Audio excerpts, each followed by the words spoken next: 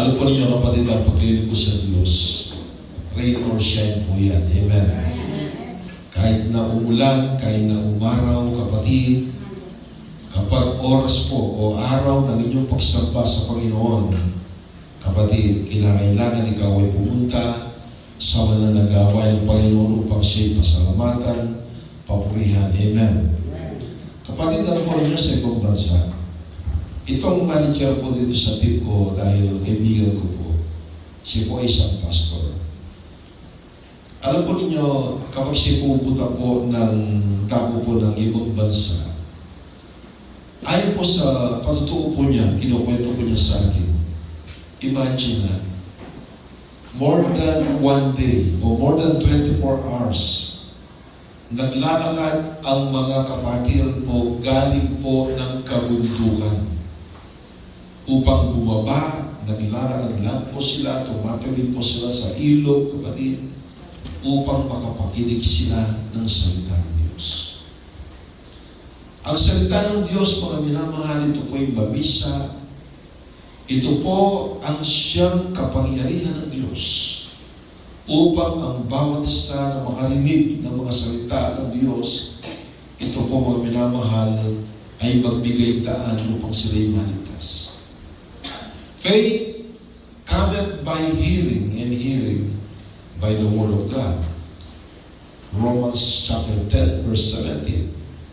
Ang pananampalataya daw po ito ay nakukuha sa pakikinig at pakikinig ng salita ng Diyos. Inulit po, faith cometh by hearing, and hearing by the Word of God. Because mga minamahal, salvation is the greatest miracle na mangyayari sa buhay po natin. Amen. Supposedly, mga minamahal, tayo pong lahat ay kandidato doon po sa impyerno at dagat-dagatang apoy. Because, mga minamahal, sa pag-ibig ng Panginoon, kaya po tayo narito. Ang sabi ko nga po, mga minamahal, more than 8 billion na mga tao sa buong daigdig na nabubuhay sa mga sandaling ito. Mga minamahal. Pero isa po tayo sa out of 8 billion na tinawag ng Diyos. Nakakilala sa Kanya. Marahil sa oras po ito, yung iba, nandun na po sila sa sabungan. Yung iba, kapatid, ng mga tao, nandun na po sa mga mall na mamasyal, kapatid. Yung iba, kapatid, baka nandun na sila sa gitna o sa isang lamesa, nagiinuan na po sila o nagsusudan na po sila. Pero tayo po, mga minamahal, salamat sa Panginoon sa araw po ito, kapatid, na tayo po ay binigyan ng oras ng Panginoon, hallelujah, upang siya ay ating papurihan, sambahin sa Espiritu at katotohanan. Salamat sa ating Panginoong Jesucristo. Magagawa ng Diyos, mga minamahal, dahil sabi ng Biblia, God is omnipotent. Magagawa lahat ng Diyos, kapatid. Pwede gawin ng Diyos na kanilang umaga, hindi ka na nagising sa iyong pagtulog. At magagawa ng Diyos, kapatid, na sa iyong paggising ay lumpo ka na. Magagawa yun ng Diyos because God is powerful. God is in control. Kontrolado niya ang lahat ng bagay.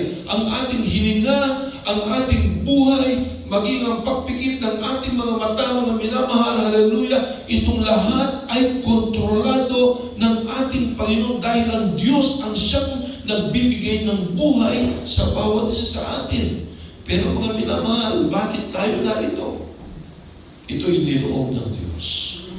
Nakakalungkot, mga minamahal. Ako po, nalulungkot po ako. The moment ako'y nakalungkot ko dyan, mga minamahal, ako'y tumitingin sa bandang likuran ko. Nasaan yung ibang kapatiran? Nasaan, mga minamahal? Mga minamahal, ang paglilingkod sa Diyos, ito ay hindi biro-biro. Hindi po ito, mga minamahal, take for granted lamang. Bagkus, kapatid, napag-aralan po natin, mga minamahal, kung tayo po'y tumanggap ng biyaya ng Diyos. Mga minamahal, pwede na ba natin gawin ang lahat ng bagay na gustong gawin po natin? Anong sagot ni Pablo? Huwag nawang mangyari. Kagaya ng pinag-aralan po natin. Tayo po'y nasa ilalim na po ng biyaya. Tayo po ay wala na po sa kautusan. Bagkus tayo po ay nasa love and grace ng Panginoon. Pero kapatid, ang Diyos ay pag-ibig, pero wag po natin sasagaran ng ating Panginoon. Dahil, ang sabi ng Revelation, kapatid, na balang araw ang ating Panginoon, ang kanyang mga mata ay naliligas. Parang ako ay sakalit, kapatid. Dahil ang Diyos, mga minamahal, siya po ay just, siya ay matuwid. Ang lahat ng tao na ayaw maglingkod sa Kanya, sila ay parusahan ng Diyos, itatapon sa dagatan ng buhay. Dahil siya'y just, siya'y matuwid. Kung nagkasala ka, kapatid, dapat kang tumanggap ng kaparusahan. Siya'y matuwid. God is love, opo. Siya ay pag-ibig, mga minamahal. Diyos ay pag-ibig. Pero mga minamahal, ang sabi ng Biblia, masdan mo ang kabutihan at ang kabagsikan ng Diyos. Kabagsikan sa mga tao na ayaw maglingkod at kumilala sa Kanya. Mga minamahal. Pero kapatid, sa mga anak ng Diyos na binago ng Panginoon, kapatid, ang sabi po ng inamin po natin kanina, mga minamahal, doon sa piling ng Diyos, wala nang karamdaman, wala nang kahirapan, wala nang sakit doon, kapatid, dahil makikita na po natin ng mukhaan ang ating Panginoong Hesus Kristo. Amen. Palakpakan po natin ang Panginoon. Last Sunday, mga minamahal, we tackled about fasting. Doon po sa video, kapatid, na in-upload po ng ating beloved Brother Elion, nilagay lang po, kapatid, yung story of Esther or Esther. Kaya ni Brother Elion, paki-amen po yun. Lagyan lang yan, closing parenthesis, lagyan po ng importance of fasting para mabigyan natin ng diin yung pinag-aaralan po natin. And I promised to you, kapatid, last Sunday that we're going to discuss today about prayer. Kasi kambal po yan. Prayer and fasting. Amen? Kinakailangan mo na mahal ang mga Kristiyano ay matuto na manalangin at magtsagang manalangin sa ating Panginoon. Sino po mga kapatid na may pangangailangan po dyan sa ating mahal na Panginoon? Sabi, praise the Lord. Lahat po tayo ay may pangangailangan sa ating Panginoon, kapatid. Pero sabi po ng Biblia, pinapaliwanag ng ating Panginoon mula magay sa kanyang parabola na huwag po tayong maghimagot sa pagtawag at panalangin sa ating Panginoon. At dito po pag-aaralan po natin ang parable. Itong parable na ito, kapatid, ito'y binigay sa atin ng ating Panginoong Jesucristo. Ipinangaral po niya na mayroon daw pong isang hukom o huwes, kapatid, na siya po ay masama, walang pagpipitagan, walang sino-sino. Mga minamahal, ito pong hukom na ito po ay mabagsik. Pero kapatid, pag-aaralan po natin yan, bagamat siya mabagsik, pero meron po siyang mga minamahal na ginawan ng pawor. At ito'y pag-aaralan po natin. Kaya ni Brother Elion, but before that, mga minamahal, ating pumunang basahin ang Philippians chapter 4, verse 6 to 7, kapatid. Ang sabi po ni Pablo sa mga taga-Pilipos, versikulo 4, kapitulo 4, versikulo 6 hanggang 7. Huwag kayong magabalisa sa anumang bagay, kundi sa lahat ng mga bagay sa pagitan ng panalangin at pagsamo na may pagpapasalamat, ay ipaalam ninyo ang inyong mga kahilingan sa Diyos. So yung mga panalangin po natin, huwag lang po minamahal na, Lord, ako'y nananampalataya sa iyo na isosolve mo ang aking problema. Ang sabi ng Biblia, kapatid, na iyong ipakilala ang iyong kahilingan sa ating Panginoon. Kung ano, kapatid, ang iyong dalangin, specifically, kinakailangan sabihin mo yan, mga minamahal, sa ating Panginoon. Amen? At ang ating po, mga minamahal, panalangin, ang sabi nga po, ito po ay sa lahat ng bagay.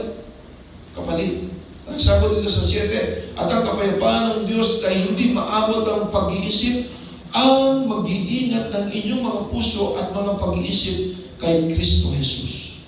So, mga minamahal, itong araw ito, panalangin. Ang panalangin. Ito ang ating pag-aaralan, kapatid. At dito mo naman, sunod na po natin ng talata dahil wala po tayo sa anong oras. Dito po sa Lucas, chapter 18, verses 1 up to 8. Kung babasahin po natin pagkatapos, i-explain ko ito sa inyo, mga minamahal, verse by verse. Ano sabi? At isinalaysay ni Jesus sa kanila ang isang talinghaga o parable kung paanong sila'y dapat laging manalangin at huwag mamupaypay. Sinabi niya sa isang lungsod ay may hukom, judge, na hindi natatakot sa Diyos at walang taong iginagalang. At sa lungsod na iyon ay may isang babaeng balo na laging pumupunta sa kanya na nagsasabi, bigyan mo ko ng katarungan laban sa aking kaaway. May ilang panahon na siya'y tumanggi. Subalit pagkatapos ay sinabi sa kanyang sarili, bagamat ako'y hindi natatakot sa Diyos, ang sabi niya, at hindi gumagalang sa tao. Subalit, dahil sa ginagambala ko ng balong ito, bibigyan ko siya ng katarungan kung hindi ay magsasawa ako sa kanyang patuloy na pagpunta nito. At sinabi ng Panginoon, pakinggan ninyo ang sinabi ng masamang hukom. Palakpakan po natin ang ating Panginoon. Mga minamahal, napakaganda na parabola na ibinigay ng ating Panginoon Jesucristo sa mga Kristiyano na kausap niya noong panahon na iyon. At ang sinabi niyo ng Panginoon na isang parabola, ito po ay applicable pa rin, kapatid, sa ating kapanahunan. Ito po ay para sa ating lahat. Ang sabi ng ating Panginoon, mga minamahal, na meron daw po isang hukom o judge na siya po ay walang takot sa Diyos at maging sa mga tao. Siya'y walang awa, walang habag, kapatid. Kapag siya'y nagdesisyon, nandun na ang kanyang desisyon. Pero kapatid, ang sabi po, meron daw po isang babaeng balo na siya po ay merong kaaway. At ang babaeng balong ito, minamahal, bagamat alam niya at kilala niya ang masamang hukom na ito na walang takot sa Diyos at walang pagpipitagan, pumupunta po siya doon, kapatid.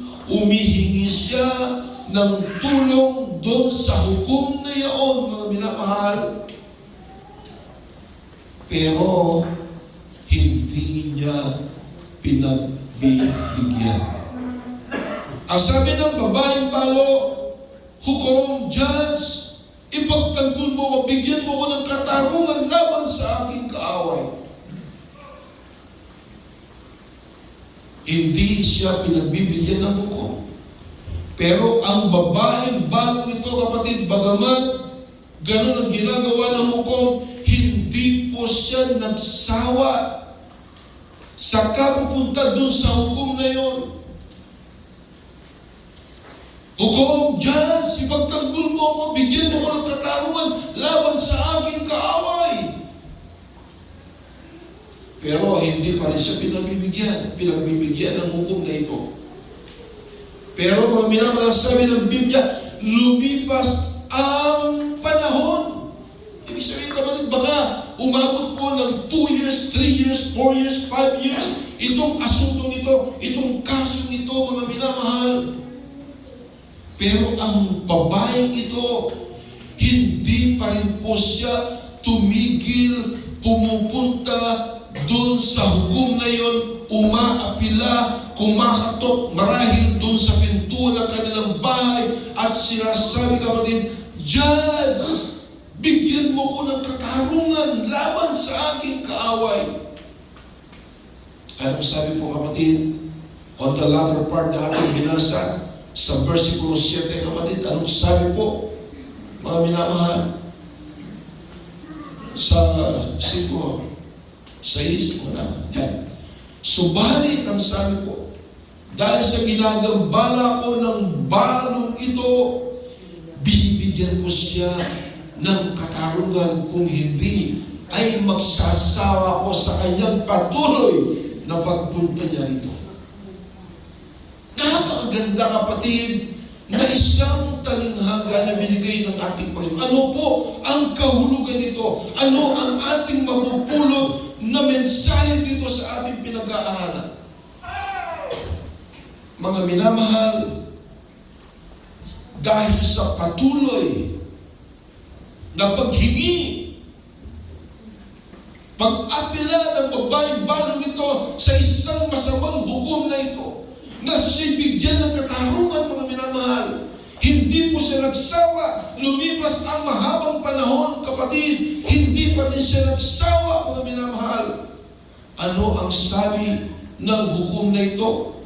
Bagamat ako'y walang takot sa Diyos at sa mga tao, pero dahil ako ay palaging binabagabag ng babae ito, ang sabi po niya, ipagtatanggol ko siya at bibigyan ko siya ng katarungan laban sa kanyang kaaway. Yun po, kapatid, ay binigay na parabola ng Panginoon. Bagamat itong hukom na ito'y masama, pero dahil sa palaging binabagabag, palaging umihingi ng katarungan ng babae ito, naawa at naantig ang damdamin ng masamang hukom na ito, kapatid, at pinagbigyan ko siya. Anong ibig sabihin ito para sa atin?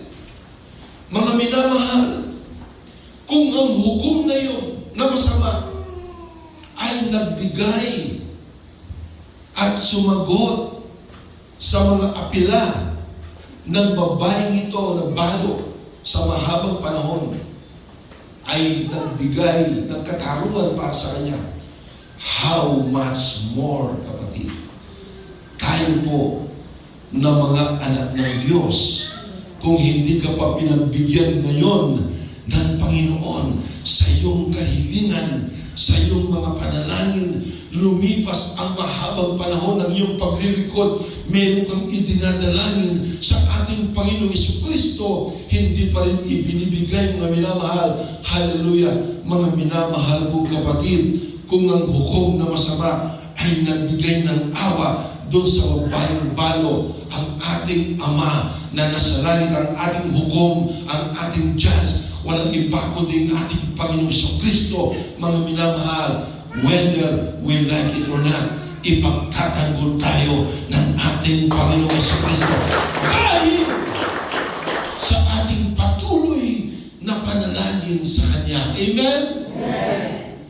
Mga minamahal, ibig sabihin, huwag po tayo magsasawa ng kakatawag sa ating Panginoon. Huwag tayo magsawa na manalangin sa ating Panginoon. Kung ngayon, kapatid, meron kang hindi nadalangin sa ating Panginoon, marahil kaya hindi pa ibinibigay sa atin yan ng ating Panginoon sa iyo, meron pa, kapatid, hinihingi sa iyo ang ating Panginoon. Baka hindi naman nakikita ng Diyos, kapatid, ang iyong sincere panalangin sa Kanya.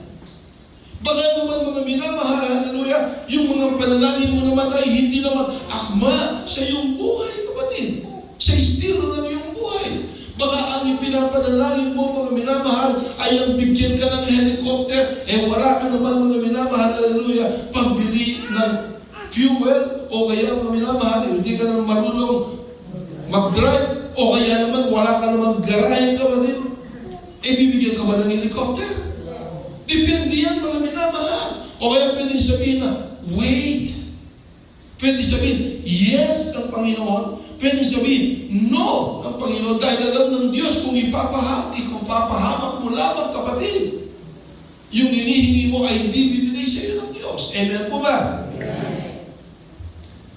Isang mga minamahal, manggagawa, naglilingkod sa ating Panginoon, dahil sila may dumanas po ng trials sa financial, iniwanan mga minamahal ang kanyang pagiging manggagawa, iniwanan ang kanyang pangangaral sa mga salita ng Diyos.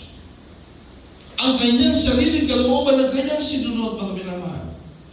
Dahil kung susundin mo ang tunay na kalooban ng Diyos ay hindi mo iiwanan ang pag-iebanghelyo ng mga salita ng Diyos. Amen po ba?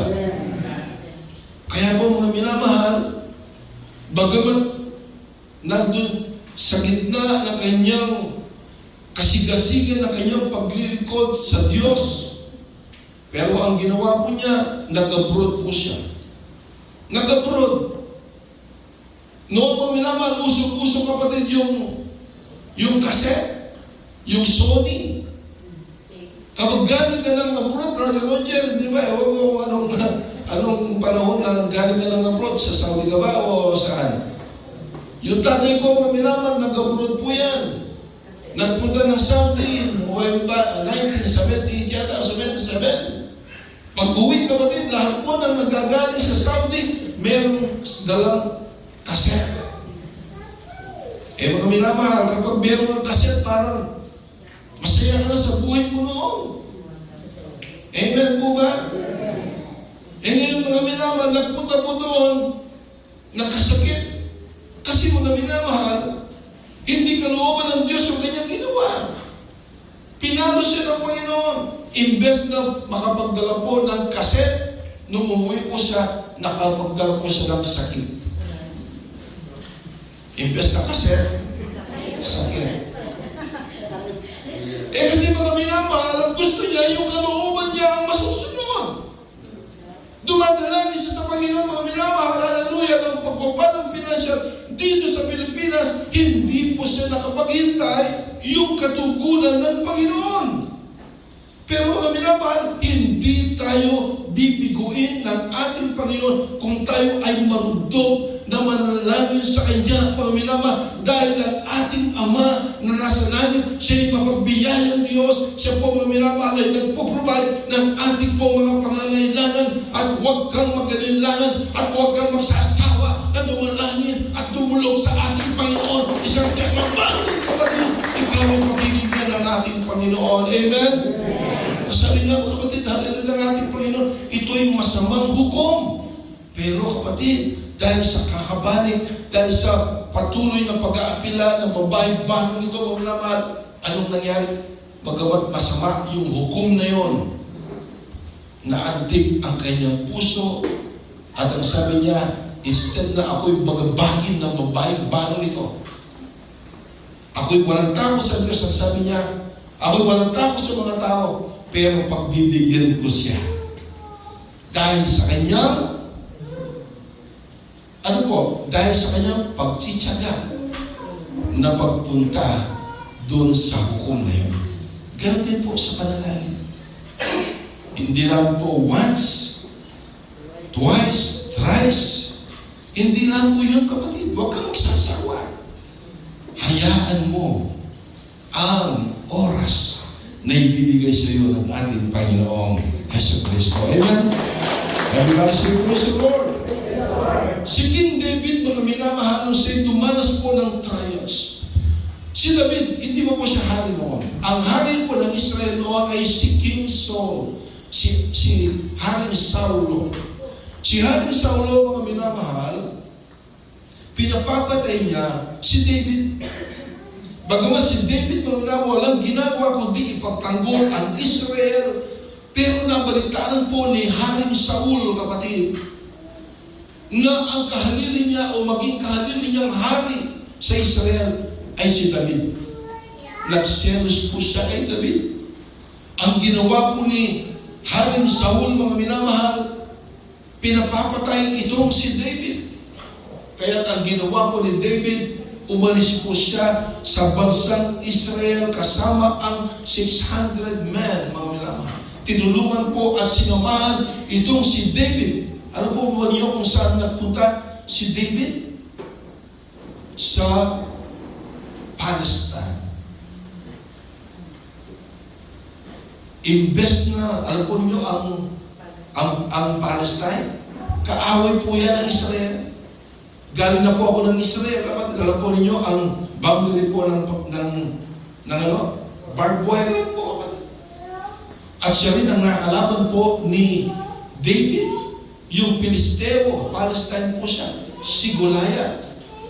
Pero nung time na yun, mga minamahal, na inahanap po, pinahaanting po ni King Saul, itong si David, siya po mga minamahal ay umalis sa Israel at nagpunta doon sa bansang Palestine. At ang hari po noon ay si King Achis. Kinupkop ni King Achis itong si David kasama ang 600 men po niya na 1.5 years. Kinupkop. Ngayon mga minamahal, dahil nandun na po sila, ang sabi po ni King Achis, kapatid, in-invite itong si David na sila ay sumali sa kanila upang gerahin, kapatid, ang Israel. Patayin ang mga Israelita. Of course, kapatid, malulungkot itong si David dahil si David ay isang Israelita. Ipinagtatago niya ang Israel pagkatapos siya'y makikipagkunay sa mga Palisteo at upang girahin kapatid ang Israel. Nanalangin itong si David, kapatid. Nanalangin po siya. Umiiyak si David, mga minamahal, dahil walang ginagawang masama itong si David, pero bakit nangyari yun sa buhay po niya? Yung great trials na yun, great distress na nangyari sa buhay niya, kapatid. At ang panalangin po niya, mga minamahal, ano po? Ito po. Psalms chapter 56, verse 8, mga minamahal. Psalms 56, verse 8. Anong sabi po dito? Iyong ibinilang ang aking mga paglalakbay. Ilagay mo ang aking mga luha sa botelya mo. Wala ba sila sa aklat mo?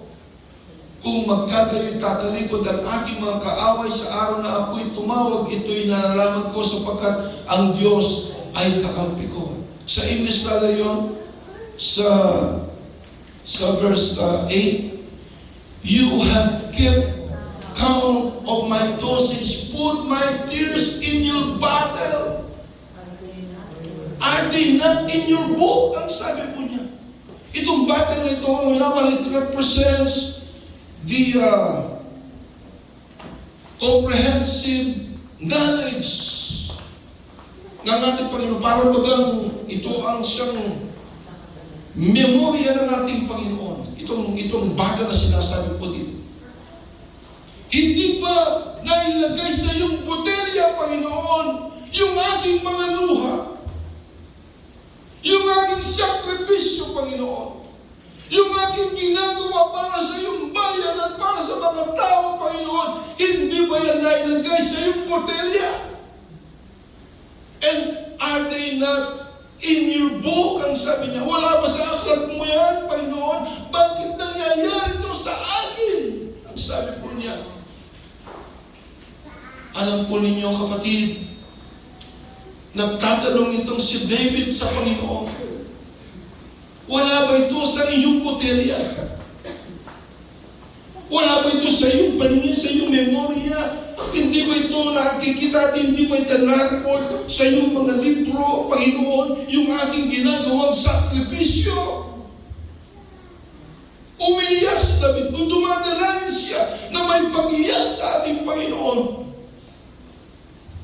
At ang sabi ng Biblia, and David encouraged himself. And David encouraged himself. tumingin siya sa salamin, kapatid. Tinignan niya at in-encourage niya ang kanyang sarili upang mga minamahal, hallelujah, ma-refresh sa kanya yung kabutihan ng Diyos na magmula sa kanyang kabataan, mga minamahal, hallelujah, siya lang po ay nag-aalaga ng mga tupa, kapatid. Pero dahil sa kanyang relasyon na siya ginagabayan ng ating Panginoong Diyos, mga minamahal, hallelujah, ang mga leon, nandun na sa bunganga ng mga leon yung mga tupa na kanyang inaalagahan, kapatid. Alam mo ang ginagawa ni David, kapatid? Isang pastit lamang si David, sinusutok ang mga leon at namamatay ang mga leon. Si Goliath, kapatid, nakaaw niya si Goliath ay ayon sa mga naman 9-footer po siya. Pero maliit lang si David. Kaya nga nung nagkaharap po sila, kapatid, ang sabi po ni Goliath, tumatawag po siya. O paslit, mga minamahal, ang sabi po niya, aking kukunis-kunisin ang iyong laman at itatapon ko sa mga ibon at ito'y kakainin, ang sabi po niya. Tumatawa, pinagtatawanan. Pero nang nangyari, kapatid, dahil sa kapangyarihan ng Diyos, dahil lamang po sa Israel o tirador ni David, mga minamahal, dumampot po siya ng 5 bato, inalagay sa kanyang supot, kapatid. At ang ginawa po, mga minamahal, habang sila po'y naglalaban, kumuha lang po siya ng 1 bato at inalagay sa kanyang tirador. At ang nangyari, kapatid, habang inaasinta po, anong nangyari? Yung 1 bato lang po yun, tumama sa loob ni Goliath at namatay itong si Goliath. Kaya po, minamahal, nandiyan na po sila sa gitna ng kanyang distress na yun. Ang sabi po ng Biblia, kapatid, tumalangin si David sa ating Panginoon. Umiyak po siya, Lord, wala ba ito sa iyong botelya? Wala ba itong ginagawa kong ito? Hindi ba ito nakalagay sa iyong libro, Panginoon? Pero kinumport siya ng ating Panginoon. Ang sabi po, kapatid ng Biblia, and David encouraged himself, kanyang inalala, kanyang mga inisip, yung mga nagawang kapangyarihan sa kanyang buhay ng ating Panginoon. At yon ang siyang nagbigay ng lakas sa kanya at hindi siya pinabayaan ng ating Panginoong Diyos. Iniligtas at inilatan ito si David. At nangyari, kapatid, nung namatay itong si King Saul, mga minamahal, hallelujah. Kaya pala nangyayari yun kay David, mga minamahal, iniahanda lang siya ng ating Panginoong Diyos upang maging hari ng Israel. Palakpakan po natin ang Panginoon. Minsan, kapatid, may mga Kristiyano, mga minamahal, sila ay nalulungkot, sila ay parang bumabagsak sa kanilang paglilingkod sa ating Panginoong Hesukristo. Minsan meron po silang hinihingi, mga minamahal, pero hindi yan ibinibigay ng Panginoon. Pero kapatid, kapag pala ganoon, kapatid, kapag ikaw ay tumaranas, kapag ikaw ay umaharap sa mga trials na yan, kapatid, meron palang magandang plano sa iyo ang ating Panginoon. Amen?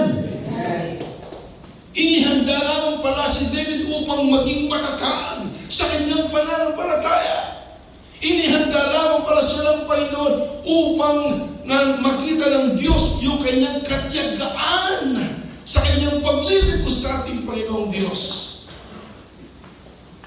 Ang kapalit noon, kapatid, nung trials na dinanas ni David, ang kapalit noon, siya ay naging hari ng bansang Israel, kahalili ni Hari Saul. Palakpakan po natin. Kaya kapatid, ang mga Kristiyano, misa sumusuko po Huwag po tayong sumuko sa paglilingkod sa Diyos. Amen? Huwag po tayong sumuko. At kung may pangangailangan ka ngayon sa atin, huwag kang susuko. Amen? Mga minamahal, behind the tears, there's a blessing. Amen po ba? Ang pamilya po niyang Brother Alvin ay dumanas, kapatid, ng grabing stress sa kanilang buhay. Pero ang bagay pa lang yun ay pinahintulutan ng Diyos upang tawagin sila ng ating Panginoon. Upang makakilala sila sa ating Panginoong Diyos. Dumaan, kapatid, halos araw at gabi, nandun sila sa hospital. Umiiyak na po sila, sumusuko na po sila, and even our beloved Sister Casey, sumusuko na siya. Sabi niya, Lord, ayaw ko nang gumising sa umaga. Gusto na niya, kapatid, mawakasan ang buhay ng ating kapatid na ito. Kapatid, grabe ang kanyang naramdamang sakit sa kanyang katawan, mga kapatid. Amen? Dumanas po sila, kapatid. Yung luha na marahil ay pumatak mula sa kanilang mga mata, kapatid. Grabe, mga naman. Pero yun, ang mga luhang yun, mga minamahal, ay still nandun pa rin sa botelya ng Panginoon. Nakita ng Diyos, kapatid, hallelujah, yung kanilang pagdadalamhati, nakita ng Diyos ang kalungkutan po nila, at nakita ng Diyos, kapatid, ang kanilang mga panalangin upang mapagaling ang kanilang loved ones sa Casey. At yun, kapatid, ay dininig ng ating Panginoong Jesucristo. At sila ngayon ay narito, buong pamilya, naglilingkod sa ating Panginoong Jesucristo. Yan ang pamamaraan ng ating Panginoon. Amen. Everybody say, praise the Lord. So, merong layunin ang lahat ng bagay, kapatid. Hindi ko na ikukwento ang nangyari sa amin. Itong mga nagdaang mga araw lang. Para wala nang ma-involve. Politika lang naman yun. Pero mga minamahal, alam ko po, ang lahat ng bagay, pinahintulutan niya ng Diyos dahil meron siyang ibang layunin. Amen. Everybody say, praise the Lord. Praise the Lord. Marahil nakita niyo ko sa Facebook. Sikat na sikat. Sikat na sikat ako na. Tumawag yung anak ko galing ng Guam. Pa, na napanood kita. Oh. Pero mga minamahal, hallelujah, ang Diyos ang siyang may gawa ng lahat ng bagay. Amen? Palakpakan po natin ang Panginoon. Everybody say, praise the Lord. So manalig tayo sa Panginoon. Huwag po tayong sasawa. Huwag po tayong maghimagot. Kung ngayon, hindi pa binibigay sa iyo ng Diyos ang panalangin mo, katugunan ng panalangin mo, just continue serving the Lord, kapatid. And I assure you, it will come to pass, kapatid, that your prayer, maminamahal, will be granted by our Lord Jesus Christ. Amen? Everybody say, praise the Lord. Ano po ba kung minamahal ang estilo? Paano po ba ang style? Brother Noel, paano po ba ang style ng panalangin? Paano po ba ang gagawin ko? Ano po ba ang pwedeng gawin? Minamahal, meron po tayong pag-aaral po rito. Isa na lang po manawa. Ito po yung mga huling mga talata. So, bibilisan ko na lang po, kapatid. Mayroon po, mga minamahal, dalawa na nagpunta sa templo upang sila'y manalangin. Ang isa ay Pariseo. Sino ang mga Pariseo, kapatid? Sila ang mga implementor ng batas ni Moses. Ibig sabihin, sila ang mga nangangaral ng batas. Sila ang implementor ng batas. Ito ang mga Pariseo, mga minamahal, mga pari. At meron pong isang publikano. Sino ang mga publikano? Ang publikano, kapatid, sila ang mga maniningil ng buwis. Kapag sinabi noong panahon na yun, ang maniningil ng buwis, sila po yung mga corrupt, kapatid. Sila yung mga makasalanan. Sila hindi kalugod, ang kanilang ginagawa ay hindi kalugod-lugod sa harapan ng ating Panginoong Kristo. Pero tingnan po natin kapatid, dito, malalaman po natin dito kung sino nito ang magiging kagaya ng Pariseo o sino po nito ang magiging kagaya ng publikano o tax collector. Mga minamahal, basahin po natin dito rin po sa aklat ng Luke, chapter 18, mga mahal, verse 9, patuloy ang basa. Dito na po tayo magtatapos sa kwento nito. Ito isang talinghaga naman na sinabi ng Panginoon. Isinalaysay rin niya ang talinghaga ito sa ilan na nagtitiwala sa kanilang sarili. Sino po ba ang nagtitiwala dyan sa kanilang sarili? O sabing amen? O, na hindi kayo nakikinig, kapatid. Lahat po na hindi nakikinig, magsabing amen. O, meron talaga hindi. Kapatid, pakinggan mo rin. Pakinggan mo rin yung tanong. Hindi kayo nakikinig baka kapatid, lumilipad-lipad ang physically present but mentally absent. Baka mamaya naman nandito ka upang makita ka namin dito, pero ang katawan mo'y narito, ang isip mo naman ay nandun sa inuman. Ay, gusto na kaya si pare, baka nakaredy na yung pulutan. Kami naman, dito po, tuloy yung basa. Makinig kayo. Isinalaysay rin niya ang kalinghaga nito sa ilan na nagtitiwala sa kanilang sarili na sila'y matutuwid at hinahamak ang iba. Dalawang lalaki, ang sabi ng Panginoon, dalawang lalaki ang pumunta sa templo upang manalangin. So, dalawa po sila. Sila po ay nagpunta sa templo upang manalangin. Ganito po kapatid ang nangyayari. Ang isa'y Pariseo, sabi ng Panginoon. At ang isa'y manlingil ng buwis. Isang Pharisee at isang tax collector. Okay. Patuloy.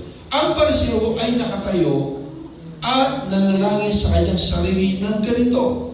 Tingnan po ninyo. Pakinggan po ninyo ito. Mahalaga po ito. Ito ang panalangin ng Pariseo. Ang sabi po niya, Diyos, proud na proud po siya, nakagano sa marahila. Diyos, pinasasalamatan kita na hindi ako gagaya ng mga ibang tao. Yan. Anong nakita po natin doon? Kino-compare niya ang kanyang sarili sa mga ibang tao. Na mga mangingikil, ang sabi niya. Mga di makatarungan, ang sabi niya. Mga ganun niya. O gaya man ng maniningil ng buwis na ito, ang sabi. Tinuro pa siguro. Tinuro pa siguro, ha? Dalawang ulit akong nag-aalay, ayuno. Pinagbabalati na po niyang ginagawa niya, kapatid. Baka merong Pariseo po dyan na, ako'y palaging nasa church. Mainit akong naglilingkod, hindi kagaya ni sister, hindi kagaya ni brother. Baka kino-compare mo sa sarili mo, kapatid. Huwag na huwag mangyari. Kasi kagaya ka ng Pariseo. Asabi ko nila kung dalawang ulit akong nag-aayuno sa isang linggo. Twice ako nag-aayuno. Magpapasting ako sa loob ng isang linggo. Sabi niya, nagbibigay ako ng ikapo sa lahat ng aking kinikita. O pinagmamalagi niya, maging yung kanyang pagbibigay ikapo. Uy, tingin mo si Pana, nagbigay lang ng 20 pesos. Ako nagbigay ako ng laki. Kinukumpir niya kanyang sarili. Uy, tingnan mo, napakabigat ng kanyang binigay. Sa puya tayo, 5 piso. Ako magbibigay ako ng 1,000. Huwag ganoon naman. Amen? Ito ang ugali ng Pariseo. Kinukumpir niya ang kanyang sarili sa mga ibang tao. Ipinagmamalaki niya ang kanyang ginagawa. Kaya nga kapatid, sabi ng Biblia, huwag mong ipagyabang ang iyong mabubuting gawa. Hindi ka dyan maniligtas. Amen?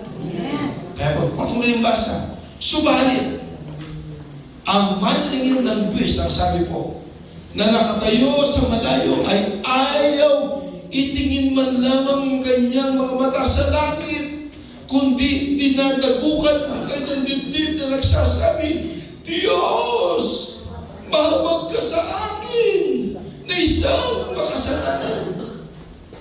Tingnan po niyo kapatid, anong ginawa po ng tax collector o manlingin ng buwis? Siya po kapatid ay nagpakumbaba sa harapan ng Panginoon, walang pagmamataas sa kanyang panalangin, walang pagmamataas sa harapan ng Diyos. Siya'y nagsisisi. Sabi po niya, kapatid, hallelujah, ang Biblia, dinadagbukan niya ang kanyang dibdib, hallelujah. Hindi man yan may taas ang kanyang noo sa langit, hallelujah, dahil hiyang-hiya siya sa ating Panginoon. Dahil sa iba kasalanan. Pero tingnan po ninyo ano kanyang panalangin. Sabi po niya, Diyos, Lord, have mercy on me, for I am a sinner. Ang sabi po niya, amen? Palapakan po natin ang Panginoon. Diyos, mahabag ka sa akin na isang makasalanan, ang sabi po niya. Nandun kapatid yung kanyang panalangin na marugtog sa ating Panginoon. Inaamin niya na siya'y makasalanan sa harapan ng ating Panginoong Diyos. Hallelujah. Kaya po minamahal, sabi ng ating Panginoon, sinasabi ko sa inyo, ang sabi ng Panginoon, na naog patungo sa kanyang bahay ang tao ito na inaaring ganap sa halip na ang isa, sapagkat ang bawat nagmamataas sa kanyang sarili ay ibababa, ngunit ang nagpapakababa sa kanyang sarili ay itataas. Palakpakan po natin ang Panginoon. Bless na ako kanina sa patutuloy Brother Roger, glory to God, lahat kapatid, ang kapurihan sa Diyos. Ang sabi niya, pag may nagagalit sa akin, ang ginagawa niya, pinapakain po siya. Nagpapakubaba po siya. Imbes na siya ay, kung binabato po siya ng bato, ang ginawa niya kapatid, binabato po siya ng tinapay. Nung kabutihan, ibig sabihin. Kung masama man ang binabato sa kanya, kabutihan ang kanyang ibinabato. Pero marami sa atin dito kapatid, pag binato tayo ng bato, papatuloy din natin ang tinapay, pero kasama yung garapon. Amen. Ano po pagka-idol mo kapatid? Bato sa bato pa rin natin. Pero gusto na nating Panginoon yung pagpapakumbaba. Hindi tinitingnan ng ating Panginoon kapatid kung sino ka.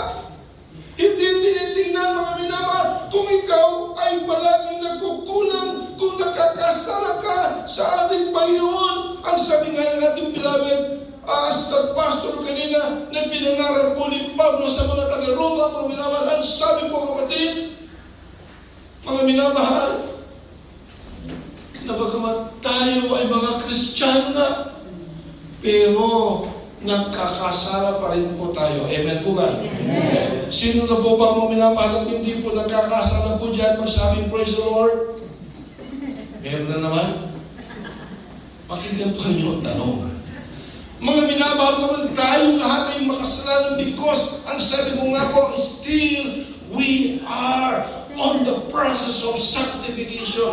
At ang sanctification process, ito po ay sa hanggang huling hininga ng ating pong mga buhay.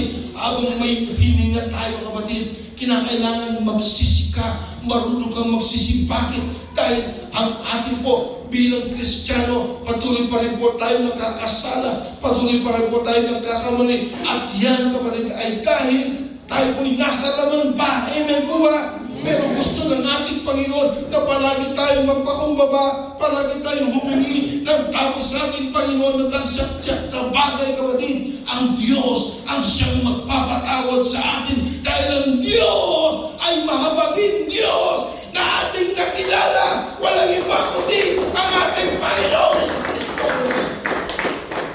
Everybody say praise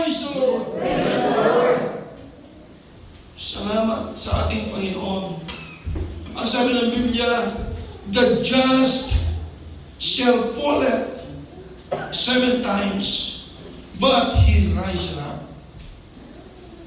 Ang matuwid na tao raw po, kapatid, matuwid. Matuwid na po ito, Ang matuwid na tao, siya raw po ay nauhulog at siya po ay nagdarapa 7 times.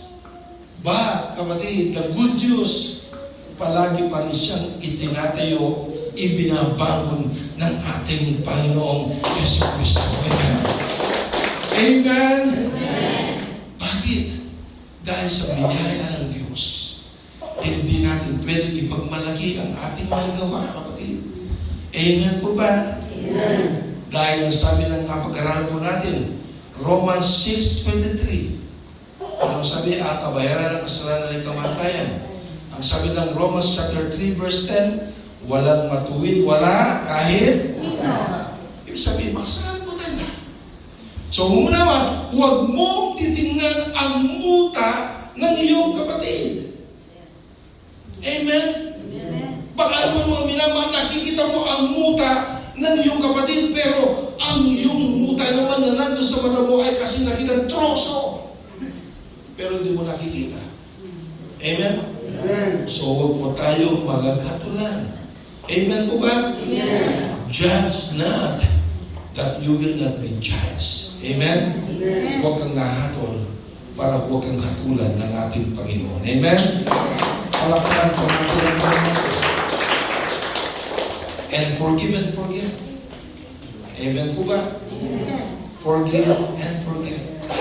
Diyan po mga minamahal. Salamat sa Panginoon. Tapos natin tumayo, wala po tayong oras. Umawin po tayo sa Panginoon. Natin po gawin din ang panalangin. Praise the Lord. Hallelujah. Ang panalangin mga minamahal. Mga minamahal, kagaya po ng napag-aralan po natin. Isang hukom na masama. Pero palaging binabagabag ng babae itong babayong balo. Sa mahabang panahon, binabagabag po niya. Palaging pinuputahan, humihingi ng katarungan. Mga minamahal, dahil sa nabagabag, itong masamang hukom na ito, pinagbigyan nitong babae ba. Ganun din po kapatid sa atin. Sa patuloy po nating panalangin sa Panginoon, mga minamahal, ang lahat ng bagay na panalangin po natin basta sa kagad ka para sa atin, yan ay ibibigay ng ating Panginoon. Hallelujah.